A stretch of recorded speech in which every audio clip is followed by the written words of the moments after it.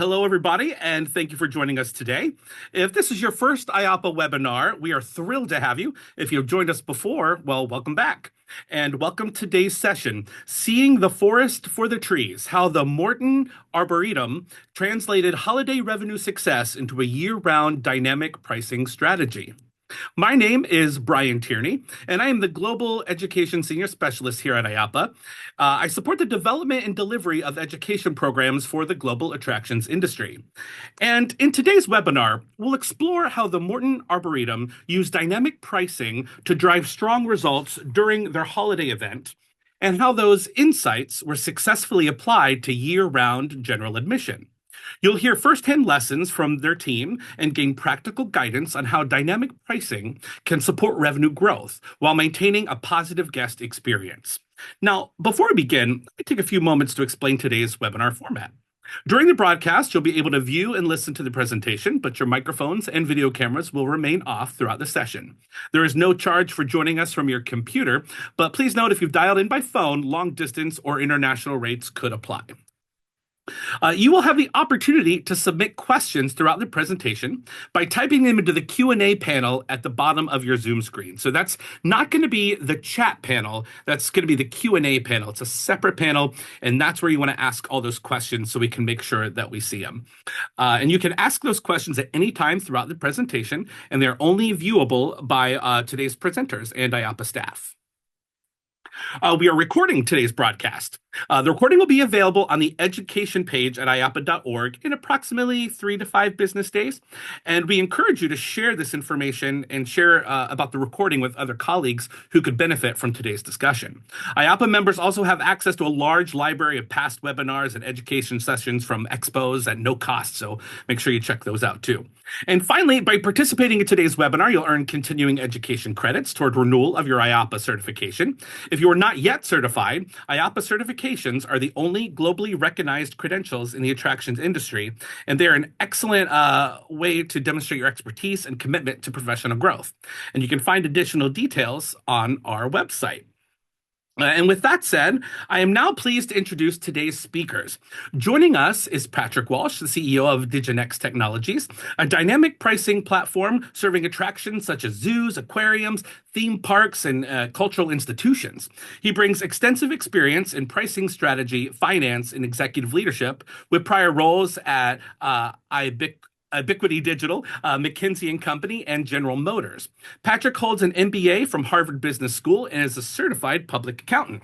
We also have joining us Vince Gortner, the Senior Director of Guest Experience and Safety at Morton Arboretum in Lisle, Illinois. He oversees admissions, special events, and on-site operations, focusing on aligning revenue strategy, guest experience, and operational execution. Vince has led the implementation of dynamic pricing for both seasonal events and general admission, and brings over 20 years of leadership experience from his previous career in law enforcement. So thank you both for joining us today. At this point, I'm going to go ahead and turn things over to you. Take it away. Brian, thanks very much.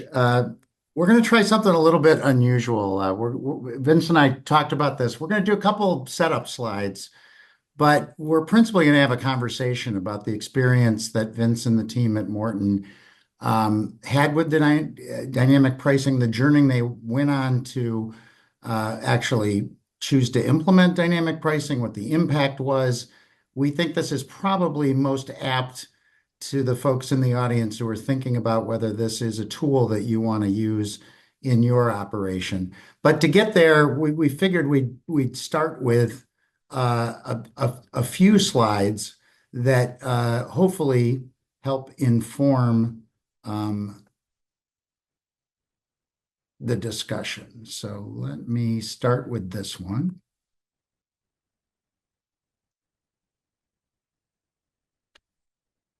I think the most impactful thing when I talk to folks is that pricing is probably the lever that most attractions and frankly, many businesses underutilized to manage their guest experience and frankly, to generate additional revenue for their organizations, to smooth out what day parts people actually attend the attraction.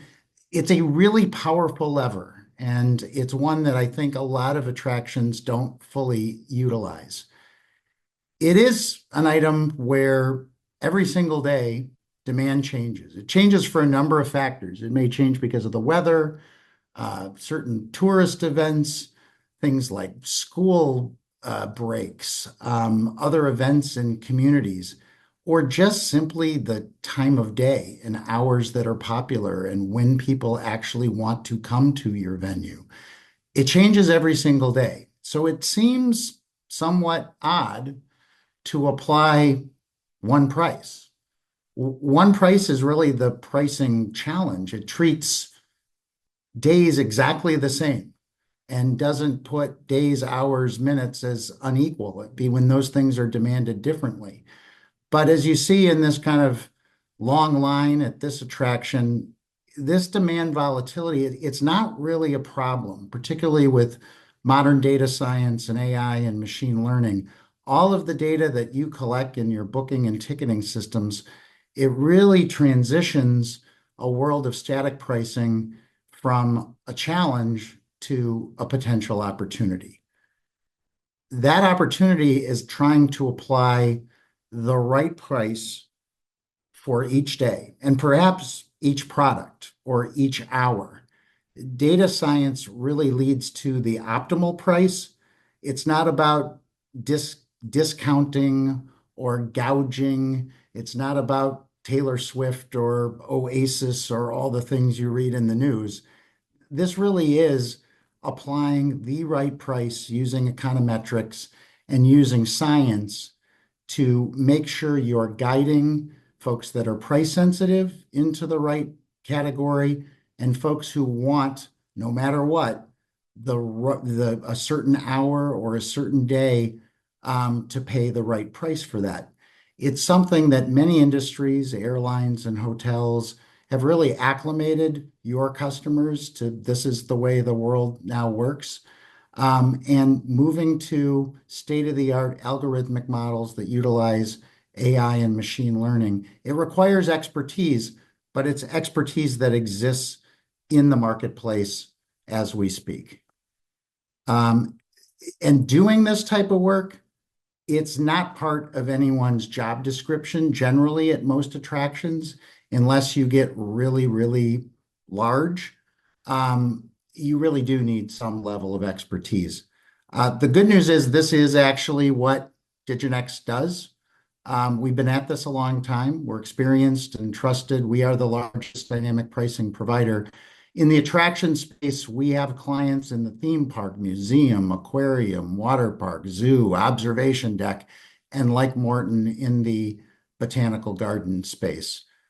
We've got half a dozen PhD economists that build algorithms, have deep expertise in machine learning and AI and working with AI agents. And that work frees up your personnel to spend a lot less time with pricing and a lot more time on the things that matter to your guests.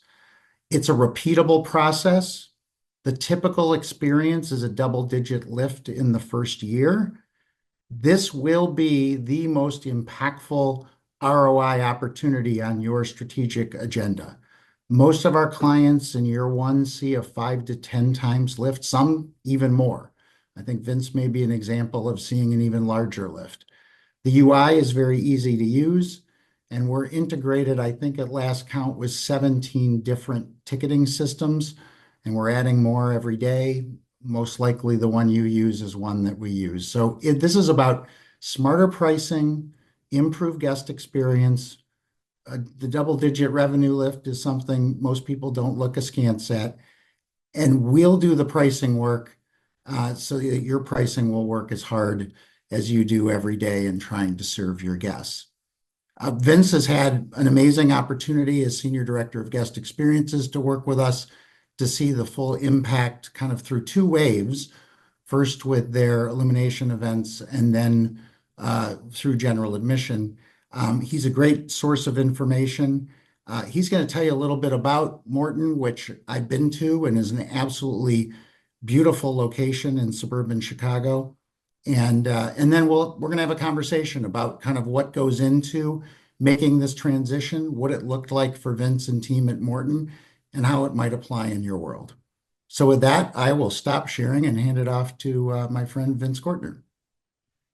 Hey, Pat, thank you so much. Thanks for, first of all, thank you for inviting me to participate. Brian, you too. Thanks for inviting me. I think we've got a really great story to tell, and I'm just going to take a couple minutes to kind of set up framework of what the Morton Arboretum is and what we do and what we do for fun here. So, real quick, again, thanks. My name is Vince Gortner, Senior Director of Guest Experience and Safety at the Morton Arboretum in Lisle, Illinois.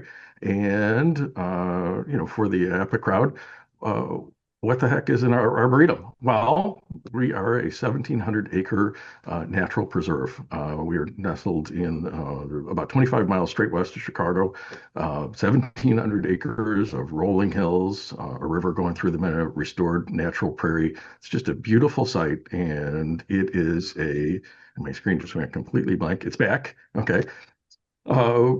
Uh, it's a beautiful site, and we cultivate tree collections from this climate zone from around the world. So really, just a lot of really great things to see. Wonderful environment, very safe environment.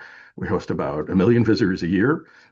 We count on and are so grateful for the support. We are very member centric. We have 50,000 member households, probably a little bit more at any given point in time. They're a big part of our audience, a big part of our support, and we value that. And just for size and scope, we're roughly $60 million operating budget. We've got about 500 employees, and we were very grateful for the support of over 1,000 volunteers. So we do great programming year round. We always try to have wonderful things to see and do at the Arboretum, both general admission, specially ticketed events. There's not a weekend goes by where we don't have something fun happening. But the earned revenue that comes from admission, member support, and events really does support our mission, which includes significant tree conservation, botanical research, and big education programs, all of which are just core to our mission. So really, the revenue supports our mission, and that's key and important to us. As you might imagine, being a Midwestern tree-centric attraction, fall is our big time of year. October, Fall Color Festival, really huge for us. And once upon a time, um, in quite a long time ago, the last leaf would fall off the last tree in the fall, and it would get really quiet for us for November, December, January, February, March. And we had some really visionary leadership in place. And an idea was brought forward of what if we did a winter thing? And the winter thing is Morton Arboretum's illumination event. We call it Tree Lights at the Morton Arboretum. And for many years, the tagline was see trees in a different light. So we are coming up on our 14th season, partner with Light Switch, a fantastic creative and design partner to do this absolutely stunning, but also very focused on the natural beauty of trees. Just a wonderful event that runs over our winter season, roughly Thanksgiving through New Year's. There are some challenges though, and the challenges include, well, it's outside, it's at night, and it's in winter in Chicago. And all the variable things that can come from that not only can happen, but they do happen. We're operating over 40 nights. It's spread out over 10 weeks, and we're usually in the neighborhood of about 125,000 guests over that period of time. As you can imagine, demand for this event is really strong, but it's also highly variable by day of week, time of day. What's the weather? Welcome to Chicago. The weather will change in 5 minutes, whether you like it or not. Proximity to holidays. And here we are sitting in April 2026, and I will tell you, and I can tell you with great certainty, that the 4:30 p.m. time slot for the Friday after Thanksgiving will be the first thing to sell out. So I can tell you that, and there's really strong demand for certain dates and times. All the dates and times really represent opportunities for growth, though, and that's where we've addressed some challenges. And that's it. We've got a pricing strategy challenge. What do we do? Well, we have highly variable demand, rapidly changing demand. At this point, well, quite rapidly, within a few years, we got to optimal capacity. Our peak capacity on a big sold out night's about 7,000 people, and that's about it. That's the best we can do, and we certainly want to meet or exceed attendance targets throughout the entire event. We want to optimize revenue, not just ticket revenue, but meeting the attendance targets also drives ancillary sales for concessions and other fun things. Most important, we want to surprise and delight. We want to make sure that we are providing amazing guest experience at every step of the way. Part of guest experience is, boy, it'd be really nice if we had some tickets available for people who actually didn't plan a month in advance and didn't buy their tickets in advance. That's really important to us to maintain some ticket availability for day of. And those are good problems to have. But they are still problems that need to be solved. And I think the right format for this is that we're going to do a little Q&A, and I'm going to stop sharing my screen. So this is the part most when the audience will enjoy. We're going to stop putting slides up, and we're going to actually have a conversation. And hopefully through Vince's words and experiences, put his experience in the environment that many of you, I think, are thinking about. I mean, we're living in a world right now where not a day goes by that you're not reading about AI and AI agents and machine learning, and in some cases, its impact on pricing. So I'm sure a lot of you in the audience are thinking about approaches to innovate pricing, moving away from static pricing or rules-based pricing, where you set price once a season or only change it if certain preordained rules are changed, to use technology more effectively to address pricing. So Vince, you talked a little bit about the timing and impact of your dynamic pricing journey. Take us back to the start. What was the catalyst to even think about dynamic pricing? Well, I'm sure most people in the audience can relate to this. Raise your hand digitally if you've ever sat in a conference room and said, boy, what should we do about pricing this year? And somebody suggests, I don't know, let's raise prices by $1 and see what happens. And that's a frustrating experience, or can be a frustrating experience. And then without fail, we would get into the highest demand dates for our event. And we were sold out 3 days in advance. And we're sitting there staring at our screens going, I bet we could have charged another dollar. I bet we could have raised prices just one more dollar. I bet that would have worked out okay. And we took that thinking even further. And our Illumination event has always kind of served as our test lab for new things. It was our first implementation of timed ticketing, not only just to manage crowds, but to manage guest experience. There was overcrowding issues to solve. Timed ticketing was the right thing for that. We tried it in Illumination. We rolled it out to our general attendance for a period of time later when we needed that. We got to a point where we had done some experimentation with variable pricing. Okay, Tuesdays are not going to be the same price as Saturdays. That works out. But there was still so much variability in demand based on all the factors I mentioned that we needed a little bit more. And it got to the point where we were going to either have to implement a manually driven, still really complex set of variable pricing across dates and times that would still be static. We tried that to a certain extent. It wasn't enough, and we had heard great things. We'd heard great things about Digonex from one of our peer organizations, Chicago Botanic Garden, north of Chicago. Introductions were made, presentations happened, and we decided that a truly dynamic pricing strategy to capitalize, and basically, it's the one lever that we have left to pull on. We couldn't really do anything about weather. We couldn't do anything about demand factors. We have control over pricing, and the interaction and the interplay between pricing, demand, and sales patterns. This was the route. It was a really great implementation for us. So let's talk a little bit about that. So you make the decision as a leadership team. We're gonna try dynamic pricing with Illumination. Tell us about the experience of going through an implementation process, the major changes you needed to make and keep in mind, and what should people in the audience who were already seeing stuff in the Q&A about guest-facing systems, staff awareness, guest communications, OTA pricing, other changes. How'd the implementation go, and how did you think through all of these different variables that aren't just an algorithm that spits out prices?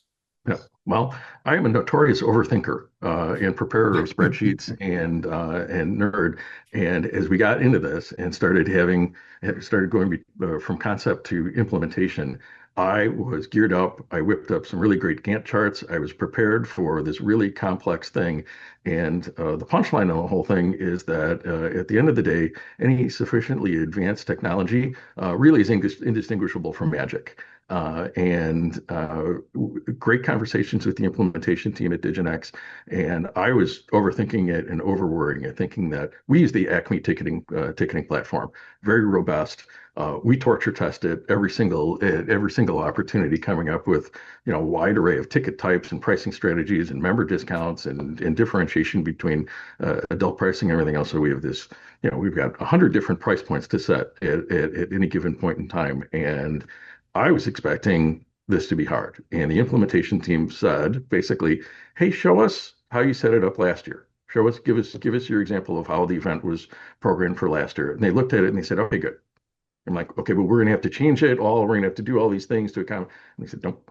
I said, come on, we're going to have to do all the things. And no, really don't have to do that at all. And I'm like, no, that's inexplicable. And they said, you know what? We've actually done this before. And I said, okay, you're going to FedEx me a 5 1/4 inch floppy disk every night. And I'm going to sneak over to the building with the mainframe and I'm going to plug the prices in. And they're like, nope, all this is going to happen while you're sleeping, actually. And yeah, it was a bit of a magical process that the integration between the Digonex team and the Digonex data just gets overwritten into our system overnight in an entirely transparent manner, under our full control, of course. But once we're on board with the pricing, it just happens. And we didn't, at least on the event programming side, we didn't have to change a thing. And that was amazing. After that, Yeah. it was really just how are we framing this? How are we going to communicate this? How are we going to put it on our website? Great sub stories to tell about that at some point if we have time. So, Vince, one of the things we'll hear from folks that are new to dynamic pricing, I think they think the process can be that the operator doesn't necessarily have control over the pricing. Did you set caps and floors? Can you override the recommendations that Digonex makes, or does it all just happen automatically? Once you're ready to have it happen automatically, it happens automatically. But the process leading up to that was really collaborative. It's here, and we were able to involve a lot of people on our team, not only looking at price point, but making sure that we're preserving accessibility. So we had pricing concerns. You don't want to go too high, you don't want to go too low. There's a right balance point to be found, and just this fantastic ongoing dialogue with the Digonex team and the client success managers about the starting price set, how much we're going to increment, how much we're going to change on a daily basis, how things are going to move, how it's going to work. And so really just good framing and structure going into the implementation before tickets ever go on sale about how this is going to look. Once it actually happens, and we see how audiences respond, and we see how the market responds, and we see how new patterns are established, continued dialogue, continued iterative process of, in the first year, we had some really, we set a price cap, and we're like, we're not going to violate this. And we were not too far into the season when recommendations came back of your price cap is too low, which is a great story, and we like that. That is good news when your price cap is too low. But certainly we don't want to overreach, and we don't want to. You don't want to set prices too high, even if the market will support that, or even if demand is there. We had total control over it, and once it was up and running, we're doing daily reviews of pricing. We have absolute control over the entire process, and it's not just a mechanical process. It's the relationship building between our team and the Digonex team that really is where the value is created. So Vince, let me ask you the two most common questions that we get at Digonex, and I've seen them in the chat Q and the Q&A already. Did you get many guest complaints? What was the nature of the complaints? And did you see any material changes in your guest experience scores, whether you use NPS or anything else? What did you see come of this? We paid a ton of attention to that. We were ready, we were prepared, and we were amazed at the absence of substantive complaints. As you hinted to earlier, this is commonplace in the market, in the world. People are accustomed to this. It made sense. Certainly, we had, the occasional person who would express a concern, and certainly one of the things that we have learned over the last few years is, and we're tracking guest experience response rates by anonymous, though they might appear. We know dates and times, and we know the prices people paid. There's a lot of overlap or alignment between the most popular days are also the most expensive days, are also the most crowded days. So if anything, we were seeing some correlation between customer guest experience and crowding, which also correlated to pricing, but that's just kind of the nature of the thing. We still think it's fun crowded. That it's not oppressively crowded. It's a fun and appropriate level of crowding. We did pay attention to that. We did not see the anticipated any concern over pushback on that. And really and truly, the change in buyer patterns, we were actually preserving capacity in day of. We saw people just, I mean, we got really positive responses from that we had found the right balance point, that we had tickets available for key events, and the price point was a little bit higher than perhaps people might have been accustomed to under our static pricing program. But they were so thankful just to have tickets available because, as we know, plans change. People come in from out of town. You want to go do something, and it was always such a source of frustration for people to find out, nope, sorry, you have to make your plans at least 3 4 days in advance if you want to see our show. This changed that. It really did, and that was a really positive element of the positive element of the implementation. All right, Vince. So the other question, the revenue managers and this CF, the finance departments, there's some of them on the call. Yep. For Illumination, tell us what the first year revenue impact that you estimate you got from using dynamic pricing. Out of concern that some of my coworkers are around and on the webinar, I'll resist the temptation to say that everyone carried me around on a little chair throughout the office in year one. We had fantastic results in year one. I think there was a lot of factors came together. We had great weather, we had great demand, we had strong demand, and the thing that we really learned in year one is that dynamic pricing, it's almost an exponential effect. If there's strong demand and a strong audience, the revenue effects are exponential when the conditions are right. So we legitimately saw a 20% overperformance in year one. Certainly we want to budget conservatively. We want to set conservative targets. We're really thrilled with year one. I'll add though that year two, not only us, but a lot of so our implementation year was 2023, 2024 season, a little bit softer for us and all of our peers as well. Just election year, there were a lot of things going on, a lot of competition with people just saying, kind of had it. I'm just going to stay home for a little while, and that's okay. We still saw fantastic results on the key nights that really balanced everything out. And this past year, we had a rough season weather-wise, and things were not going our way. But then we came into a stretch of days immediately around before and after Christmas, and we had 6 sold-out nights. And again, strong demand, great weather, immediate holiday adjacent, put us right back where we needed to be, and we could not have done that with a static pricing system. So we're collaborating now on Illumination. It's a success. How long till your team you kind of stack hands and said, you know what? We may want to apply this more broadly to general admission.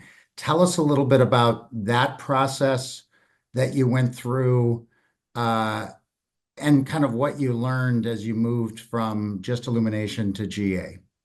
Well, I think the tagline is nothing succeeds like success. And we had such a fantastic experience in year one, and we were so thrilled with the straightforward nature of the implementation that it was not as hard a decision as anyone would have anticipated to roll this into our general admission program. We are, as I said at the beginning, we are a really member-focused organization. We do tons of programming year-round to attract the broadest possible audience, but we're always trying to manage the value proposition to show that, if you're going to enjoy the Arboretum and if you want to be here and you want to participate, and you think you're coming more than about 3 times a year, membership makes sense. And if we can bring you into the membership realm, membership family, that is our target. So our decision to implement dynamic pricing for general admission was not done in a silo. It was not done in a vacuum. It was actually a decision that was made as part of well, we had a relatively new, our great new CEO, Jill Koski, when she arrived, we quickly jumped into, hey, we got to do a compensation study. We're going to do a pricing study. We're going to do some comprehensive site plan refreshes. As a part of the pricing study, we worked with just a fantastic team, Colleen Dillenscheider and her Impacts Experience team, and we brought them in to do a full pricing study, not just of daytime general admission, but our membership pricing, membership packaging, all of that done comprehensively. So when we got through the study, we were armed with really solid market research of where price points landed on demand curves, how much price elasticity we saw. So fueled with that, and with the full support of Colleen Dillenscheider and the Impacts Experience team, we said, we've got this great experience with the Digonex team. How about we do this for daytime general admission too? Full support there. Easy implementation, but the key element here is that we knew we were going to see, on average, we were going to land at a higher price point for general admission. We wanted to be very purposeful about maintaining the value proposition and basically the ratio of daytime admission costs versus membership pricing changes. So both changes in pricing structures were implemented within a few months of each other to maintain that balance. So you did some kind of time-slotted day part pricing changes. How did that change guest behavior? Did it do what you expected it to do? For the longest time, we would have. I mean, so the layout of our institution is a little different in that our point of entry is in the middle of the property. We're bisected by a 4-lane state roadway, and our main entry point is in the middle of the property. So rather than park in the parking lot and come in and pay your admission, our single point of contact or initial point of contact with everyone showing up is you're in your car and you drive in and you show up at the Arboretum and you either show your membership thing or you're paying. And for the longest time, we had an awful lot of people who were very comfortable just showing up, not with no pre-purchasing.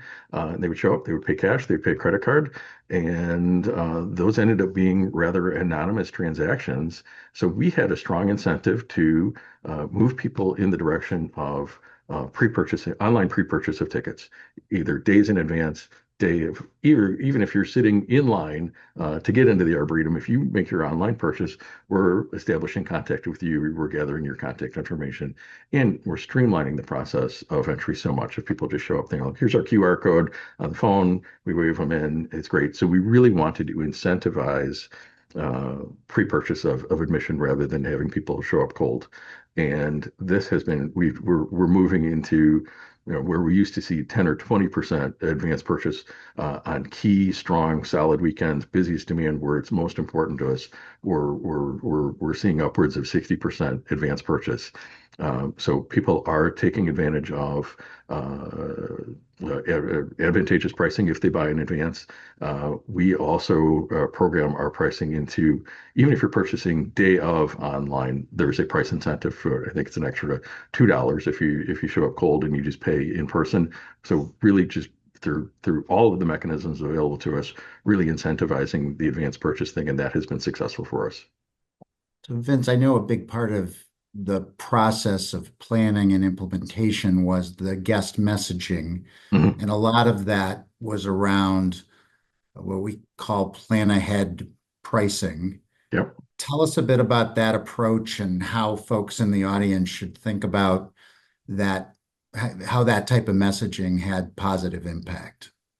Well, we learn from our peers, and we learn from their experience, and we learn from, obviously we're doing wonderful level of due diligence, connecting with other Digonex clients, not the least of which was where this whole journey started with our friends at Chicago Botanic Garden to the north of Chicago, and they told us about their experience with that key phrasing, plan ahead pricing, and they said it worked well for them. So many other clients that we spoke to said that is it. That is the right way to describe this. And an important facet of that is that we're not going to drop prices as the date approaches. Prices at any given point in time, we can communicate very clearly to prospective customers and our clients. The price you see today is as good as it's going to get. Prices are always going to go up a little bit, sometimes a lot, sometimes a little bit, and based on demand.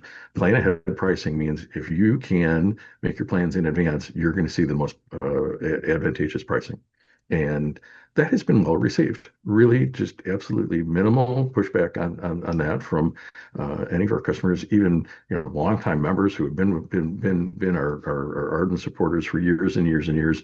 When we implemented that for Illumination, and we implement it for general admission if they're bringing guests or if they're bringing guests outside of the scope of their membership, that was very easy to communicate, and it was really very well received.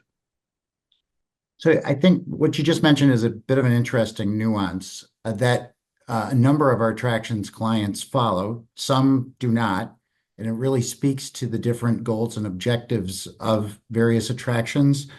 But do you increase and decrease prices, or only increase prices to ensure that no one kind of walks up to the box office and sees a price lower than when they purchase the ticket? People do this differently, but what was Yes. the strategy for Morton?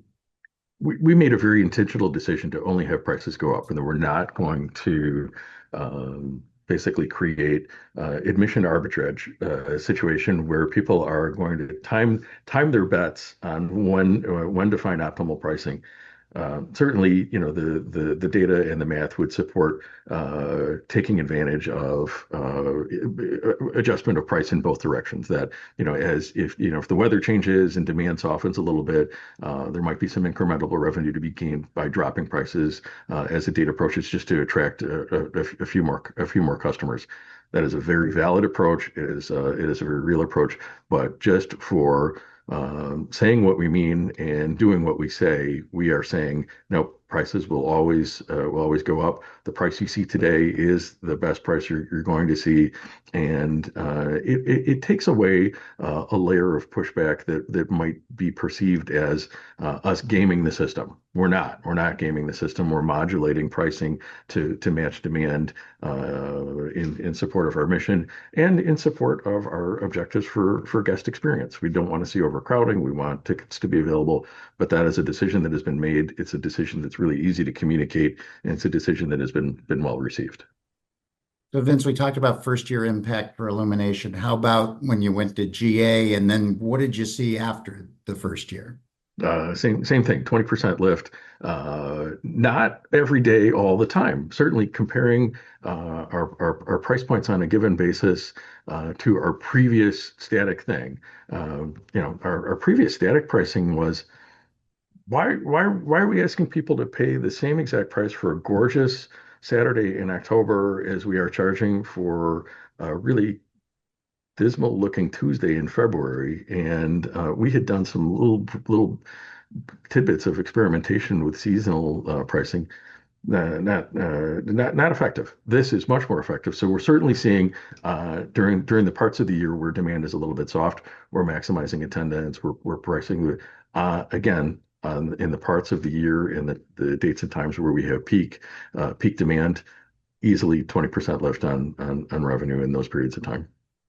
So we hit Illumination, we hit GA. A similar question I had, one of the members of the audience, Brandon, asked, are there places where you're not using dynamic pricing, things like food and beverage or merch or upsells or special exhibits? Where are there other places you've applied it or thought about it, and places where no, this doesn't make as much sense? We are not going to implement dynamic pricing on weddings. We run a lot of weddings, and we think that would be that might be a bit of an It overreach. would work. It It would would work. work. There, we do a wonderful job of hosting weddings and events. We have some interesting events that occur throughout the year. Some beer tastings, cider and ale festival, things that are essentially alcohol based. We're going fixed pricing on those. We have some dining evening events, food based things. Again, we're going fixed price on those. As far as daytime food service, retail, everything else like that, we are constantly we're adjusting pricing on a seasonal basis, but as is appropriate. But we're not quite at dynamic pricing for cheeseburgers yet. So Yeah, I just to kind of more broadly look at the Diginex customer base, we do find if you think about this in terms of um, where is there scarcity and almost a monopoly-like yeah, activity where we jokingly said weddings and birthday parties and things, but if yeah, you have exhibitions or fast passes that yeah, are popular with limited supply, dynamic pricing will be effective yes, and is something you should probably consider. You likely need enough volume that it makes sense. But there are certainly areas beyond GA that we work with clients to price it, and often they have the the largest revenue from a percentage basis, the largest impact. Um, Another question that came up, Vince, was around as doing dynamic pricing caused you to look at guest experience, customer segmentation, marketing tactics, even new products, as it considered you to look at the business differently? absolutely. We're always considering new programming. We're always thinking about adding new features, new events, and every time we approach something new, especially a separately ticketed event, we're almost building dynamic pricing into the assumption of how we would manage it, which is it makes sense for us because I think we were looking at, maybe a nighttime Halloween themed kind of like Illumination, walk around the scary forest at night kind of thing. In year one, we would have no way to say, oh, we know exactly what we should charge for that. Here's the price point, and nope. I mean, that is something that one of the core assumptions that we built into our planning was if we do this, this is going to be a dynamically priced event because we have no way of predicting the demand. The pricing has to be responsive to demand in first year for us to be effective. So absolutely looking at this in particular, the Illumination event, because we're 14 years into this. It has become family tradition for so many people. We have people who say, "I've been here." We bring our family every year, and this is just kind of this is our fun thing. Just as valid as people who have never been to the Arboretum at all. This is their first experience. So there is lots of market segmentation available, and you've got the people who there's nice overlap between people who are price sensitive and who are also advanced planners. And we are dialed in on that market. We say, if you're planning in advance, you're going to see the most advantageous pricing. Purchase your tickets, lock in. We offer free date changes. We offer all kinds of flexibility on that. So nobody feels truly locked in. But if somebody's going to plan in advance and they're price sensitive, we're reaching that market very purposefully, very effectively, and we're tuning our communications for that. Tickets for our winter thing go on sale October 1st, and boy, that day one spike of ticket sales activity in October for events that are happening in November or December, that's a market segment.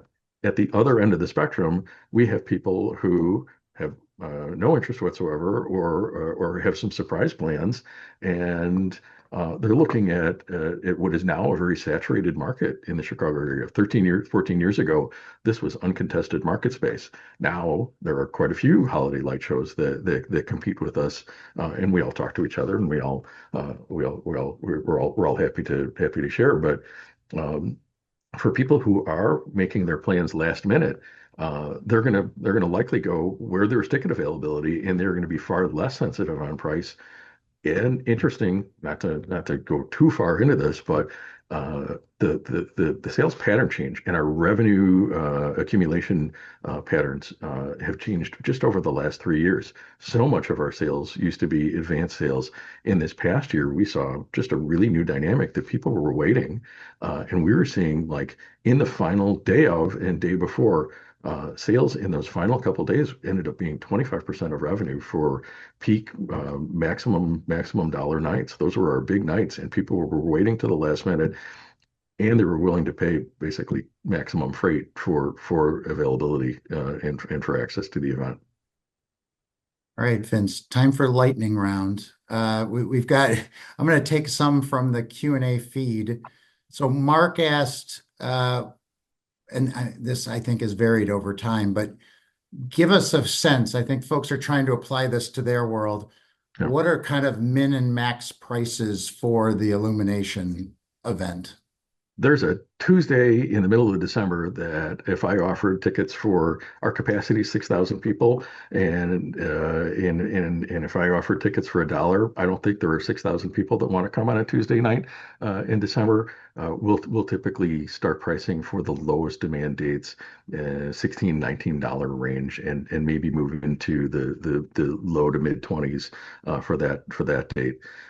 The key dates, weekends, holiday adjacent, Friday after Thanksgiving, that weekend, the dates immediately before and after Christmas, were into the mid to upper 40s for adult pricing. We offer nice 20% discount for our members. Child prices are a little different, but that is the base price. So really just basically low end, sub 20, high end almost 50. So that $25, $30 spread, when you started, how much tighter was that than where you are today? We were so incredibly creative that we were willing to vary prices by maybe $3 or $4 between highest demand dates and lowest demand dates. I have to tell the audience this is the movie we keep seeing over and over again at Digonex, is people walk into this with some level of trepidation about acceptance from the guests, and they loosen the constraints over time. And we often, with some of our clients, reach environments where they release the constraints entirely. So it's a learning process. But if you're sitting on the call thinking, well, we want to keep an eye on this and see what it looks like, this is kind of human behavior, and it's how everybody walks into this. But typically over a couple months, you start to see the patterns, and you start to see the guests aren't complaining, and you'll gradually release the constraints. I think that's the most common experience, and it sounds similar to what you've had.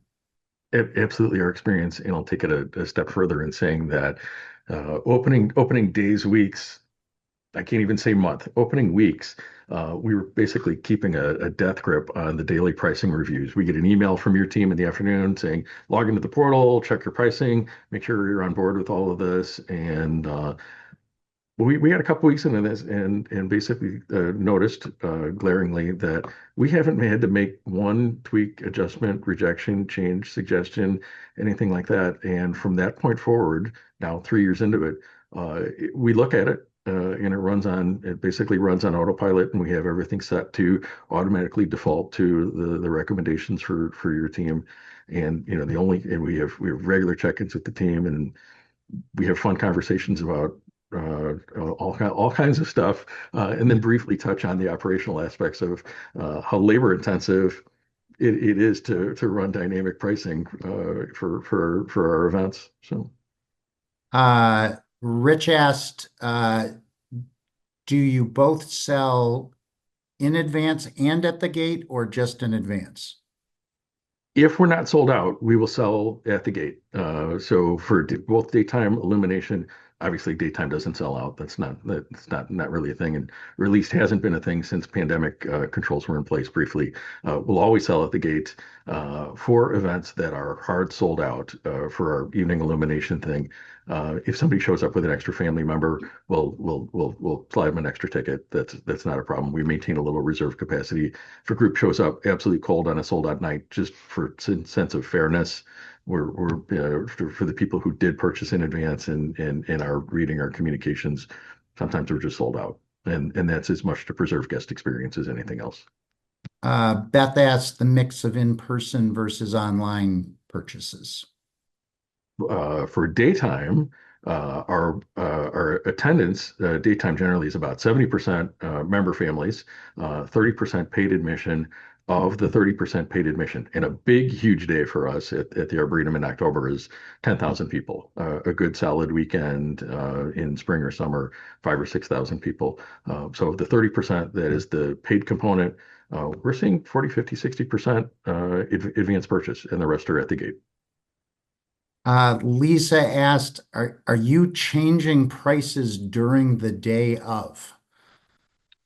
No, we are not, and very, very intentionally. So we did not, and don't necessarily feel driven to get into real time day of what's the market price today, right this second. You're standing in line, and the pricing is changing while you're there. We do a price update overnight at about 2 in the morning, and the prices at the beginning of the day are the prices for the full day. For the evening Illumination event, we chop that up into day parts, into a couple different time segments, just reflecting the extent to which the early time slots are higher demand. Some of the later night time slots are lower demand. So we alter pricing a little bit to modulate that appropriately based on demand. For daytime, we're using single pricing, and it's just easy and clean for us to communicate. But the option always exists because we really do see some demand even for daytime general admission is variable. But it's so seasonal and weather based. Sometimes it's a cloudy day, the sun comes out, everybody wants to come to the Arboretum. It's nice out. Let's go. And we don't want to overcomplicate things too much. We're very happy with the balance that we found. So. Uh, Casey asked a question about what factors go into dynamic pricing. The algorithm for attractions in our live entertainment clients has a lot of factors. Some of them are classic demand, historical results, and supply related, but there's external factors like your Google Analytics activity. Weather is a factor, particularly for attractions, that is built into the dynamic pricing capability, which was another question someone had. So there are a whole lot of things. There are, macro and microeconomic factors that factor into the solution. So it is a pretty broad-based and deeply tested solution, and always improving and increasingly using AI and AI agents to pull a lot of this data to make sure it's as robust as possible. I think we answered this, but it is such an important question. We'll try to reiterate. To what extent did customers complain? Did you get bad reviews on social media? Did we get any of the Taylor Swift or Oasis effect complaints of what we hear a lot about in the secondary concert market or sport ticket market? Did you see any of that? Not one person has mentioned Taylor Swift. I'm pretty sure about that. Our social media team would tell me immediately if Taylor Swift became part of the conversation. No, really not. We were ready for it, and it didn't happen, and we didn't see it. In fact, people have been. This is a recognizable thing. People understand what we're doing, and it is not as earth-shattering as people might think. So two more. For whatever reason, the city of Chicago has been a market where a bunch of attractions and some live entertainment venues have adopted dynamic pricing. We've got aquariums, observation decks, a couple of botanical gardens. We're going to add a zoo, the orchestra. We're friends with all those guys. Do you think consumers are adapting and that they expect plan ahead pricing benefits? That they're starting to just, this is part of their lives, given hotel rooms and airline tickets? Oh, absolutely. I mean, I think this all started. I mean, my recollection is this all started with the airline industry, with variable pricing because hey, it doesn't make any sense to fly planes around with empty seats. Let's modulate pricing to get the plane full. I will say that all just and I think I know which clients you're talking about in the Chicago area. Well, we all talk to each other, and it's a pretty small ecosystem. And there are people at the zoo who used to work at the aquarium. There are people that we all meet, we all talk, we all compare notes. And those of us who are Diginex clients have great things to say to each other about the experience and to other groups that are coming in. And as the cross pollination from one institution happens to the next, we're all sharing this experience. And I think that has been probably a lot of why this has worked out well in the Chicago area. I think people are accustomed to it, and I think the cultural attractions and cultural properties are all talking to each other very purposefully. So in the last couple of minutes, there's one I'll knock out that my favorite questioner, Anonymous, uh, asked if we're affiliated with a government agency, which a number of zoos and aquariums and some botanical gardens are, do the Diginex folks have tips? First of all, it's a very common situation. And I think what carries the day for our clients that are in that situation as a couple, make sure you protect and don't dynamically price certain special tickets, whether they're resident or certain zip code tickets. Some of that just gets pulled out of the pile, and those are special tickets. The other thing is, I think, really expressing that this day part, dynamically pricing by day parts and days will offer plan ahead pricing opportunities for consumers that are price sensitive. And there are often better outcomes than a static pricing environment for many of the constituents that the government agencies care most about. So Vince, I don't know if you have more on that one, but that's typically what carries Completely. the day with governments. Yep, completely agree. We're privately funded, so we're not receiving any government support or funding, whatever, outside of some grant-based research funding. But many of the other cultural attractions in the Chicago area that you mentioned are, in fact, tied to units of government, and they've had great experiences. And I think we're all on the same page that we certainly don't want to price anybody out of the market. We want to maintain high level of accessibility. We want to broaden our audience and knock down any economic barriers that people might face. So those access-based tickets are priced entirely differently and are not dynamically priced, very purposefully so. So last question, I just put up since we've got about 60 to 120 seconds left. Just if folks have additional questions, Vince and I would be happy to field them. Shoot us a note. Our contact info's on there. But just to close up, Vince, any surprises along the path that would be useful for the audience to just be thoughtful about? Well, a big surprise for me was I really like all the people on your team. We really enjoyed working with them. We've made some good friends along the way, and it is just a delightful organization. It was the team made it easy, really, for us. And I think there were some key moments where we were feeling some stress, and the message from your team was, we've done this before. And we know how to do it, and it worked out really, really well for us. So it has been delightful.